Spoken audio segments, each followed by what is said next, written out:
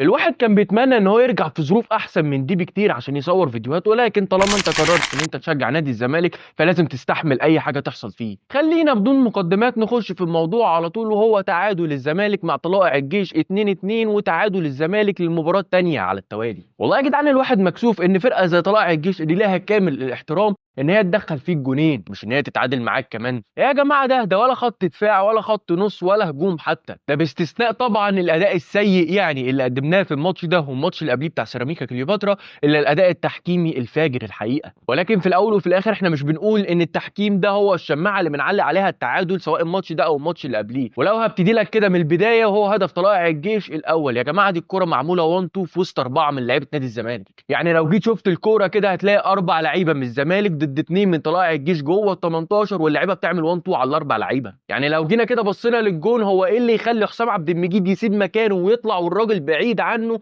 ويخلي عمر جابر يرحل مكان حسام عبد المجيد؟ لا، والكره تعدي بينهم هما الاثنين. يعني بالراحه، انت يا عم حسام عبد المجيد رايح تقابل الراجل والراجل بعيد عنك نسبيا، يا اما تروح تقابله وتقطع منه الكوره، يا اما تفضل في مكانك. غير طبعا واللي هو يتلام في جزء من الجون وهو محمود حمدي الونش. يا جماعه الونش من ساعه ما رجع وهو معروف ان الراجل ده لسه مش واقف على رجليه. اتشافت في ماتش سيراميكا وباينه قوي ان الراجل ده لسه عايز ماتشات كتير جدا عشان يقدر يرجع للونش اللي ساعه الاصابه كان احسن مدافع في مصر. ولو هنتكلم ان الراجل لسه جاي جديد على الفريق اللي هو جروس، طب فين يا جماعه الجهاز المصري اللي موجود معاه يا جدعان؟ طب ما الراجل حمزه المسلوسي قاعد على الدكه، واي نعم يعني الراجل برده مش في افضل مستوياته، ولكن الراجل ده واقف على رجليه، لسه كان بيلعب ماتشات قريب. ده غير طبعا اللي انت شايف ان الاربع مدافعين بتوع الزمالك في فرق شاسع في المساحه ما بينهم وما بين خط النص. اكيد اداء لعيبه الزمالك هو شيء كارثي، وهو سبب من ضمن الاسباب الكارثه اللي فيها نادي الزمالك حاليا. ولكن السبب الرئيسي في الكارثه اللي فيها نادي الزمالك هو بصراحه مجلس الاداره، اللي انا واحد من الناس اللي كنت واقف في ظهر مجلس الاداره ده وكنت بدعمه كامل الدعم. ولكن لا يا جماعه، الناس دي مقصره دلوقتي في الصيف وساعه الازمات والشكاوي اللي بتيجي ضد نادي الزمالك، والبان اللي واخده الزمالك ان هو مش من حقه ان هو يسجل اي لعيب. كنا بندعم الناس دي وبنقول ان فعلا في مشكله ومفيش فلوس، ولكن البان ده بيتفك ومجلس الاداره بالكامل بيقول لك لا ما تقلقش، احنا هنجيب لعيبه في الصيف وهنخلي جمهور الزمالك مبسوط. طب لو جينا بقى كده شفنا لعيبه الصيف اللي الزمالك جابها، اول لاعب محمود بنتايج، الثاني عمر فرج، ميشالك، محمد حمدي، وطبعا الاثنين اللي راجعين لك من اعاره وهو حسام اشرف واحمد محمود. طب لو جينا بقى فرطنا كده في الصفقات دي، هنلاقي الوحيد اللي شغال وكواليتي فعلا عالي هو محمود بنتايج، ده اللي يستحق ان هو يبقى موجود في نادي الزمالك. والحقيقه برضو محمد حمدي، اللي الراجل ده من ساعه ما جه برضه جمهور الزمالك مش واخد باله من حاجه، ان الراجل ده من ساعه ما جه وهو ما لعبش في مركزه اصلا. وقبل اي حاجه بصراحه ربنا يطمنا عليه يا رب واصابته دي تخف في اقرب وقت. تيجي بعد كده بقى ما فيش حد، يعني عندك مثلا عمر فرج باين قوي ان الراجل ده امكانياته ضعيفه ومش قادر ان هو ياخد فرصه في الزمالك. عندك بقى الرابع والعالمي بتاعنا هو ميشالك او مشلاك او اي حاجه بيسموه بيها. يا جماعه الراجل ده كان بيلعب كوره ازاي يا جدعان؟ الراجل ده كفايه عليه قوي كده يا جدعان في الزمالك. الراجل ده مش قادر ان هو يثبت نفسه، مش قادر ان هو يلعب كوره. تحس كده ان في حاجه غلط اما الكوره بتبقى في رجليه.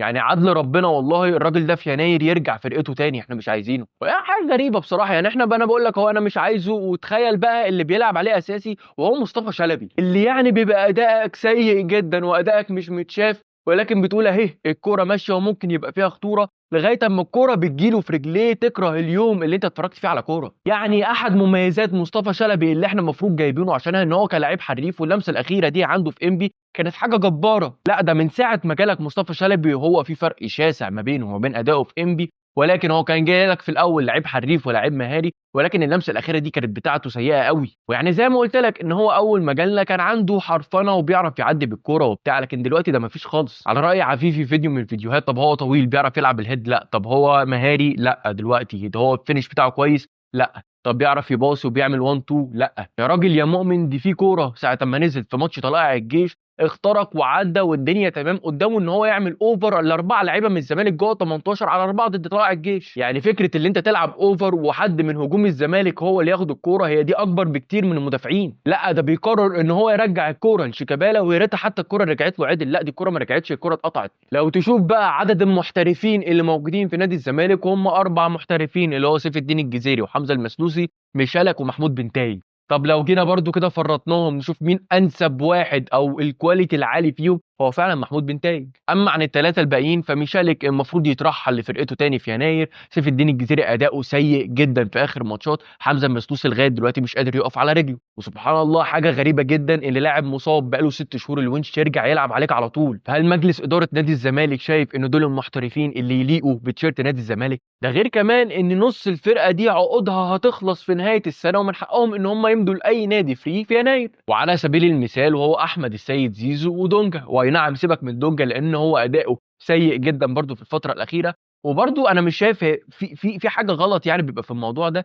اللاعب اما بيبقى اداؤه واصل للتوب فورم بتاعه ونلاقيه بقى في الاخر ان هو بيروح للحلاق ويظبط شعره وصوره في الانستجرام، ما تقنعنيش ان انت كده مركز جوه الملعب. يعني الاداء المميز او التوب فورم اللي وصل ليه لدونجا اعلى ليفل ليه هو كان في ماتش الاهلي بتاع السوبر الافريقي. كلنا كجمهور الزمالك اشدنا باللاعب ده لان هو كان ماسك الملعب كله وهو الوحيد اللي كان بيدافع في نص الملعب. ولكن بقى تبص على اداء دونجا بعد ماتش السوبر الافريقي اللي ما بين الزمالك والاهلي هتلاقيه اداؤه بينزل بشكل كبير. يعني يا جماعه يا خبر اسوح على اللي عمله في ماتش سيراميكا، كان اداؤه وحش قوي. اما بقى عن الموضوع الرئيسي والشغل الشاغل داخل جوه نادي الزمالك وهو تجديد عقد زيزو، يعني الكلام دلوقتي يا جماعه لمجلس الاداره، انتم مش شايفين ان الموضوع ده مسخ قوي بقى طعمه مسخ؟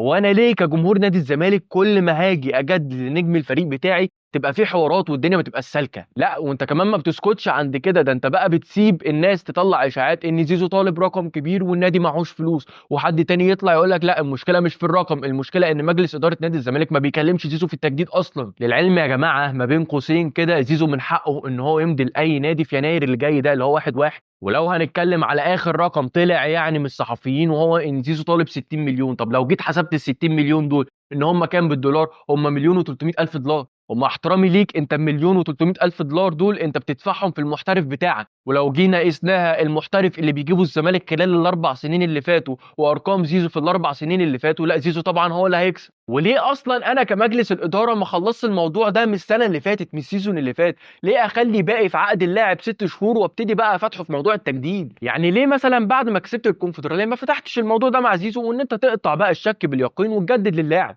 والموضوع بسيط يا جماعه، هي الفكره بس كلها ان انتوا يبقى عندكم شجاعه وتطلعوا وتقولوا لنا ان انتوا مش هتقدروا تجددوا لزيزو، وده طبعا اللي مخلي زيزو اداؤه سيء بالمنظر ده في اخر 5 ماتشات، ومش شايف الفعاليه الهجوميه ولا تحس اصلا هو دماغه في الملعب. وللعلم بس كده عشان نبقى حاطين فكره ان زيزو يجدد ولا ما يجددش، ايا كان السبب ايه هو هتبقى سقطه كبيره في تاريخ المجلس ده لو زيزو ما قدرش ان هو يجدد. وانا بكمل كده الحديث عن زيزو ان هو الجناح اليمين لنادي الزمالك.